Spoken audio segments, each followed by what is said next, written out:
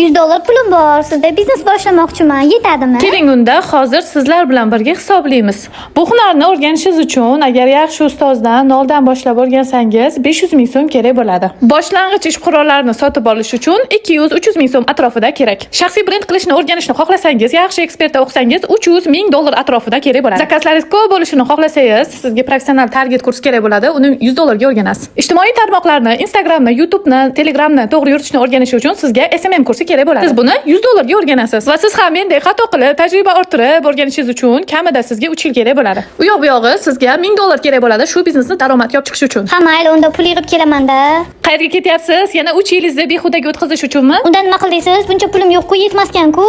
Men o'zimni Xursal kursimda tepadagi sanab o'tgan mana shu bilimlarni berayapman. $1000 topib kelaman-da. Yo'q, kursimning narxi $1000 emas, atiga 850 ming so'm. Voy Farida, shuncha bilim, buncha zo'r. Agar hozir to'lov qilsangiz 850 ming so'm emas, 599 ming so'm to'lov qilishingiz mumkin. Voy qoyillar, shuncha ayollarning duosini olyapsiz-e. Va buni ustiga sizga ish qurollarini ham sovg'a qilib jo'nataman. Hoziroq Telegramdan bizga yozing va kursga qo'shilishga ulguring. Joylar soni chegaralangan, chegirma vaqtinchalik.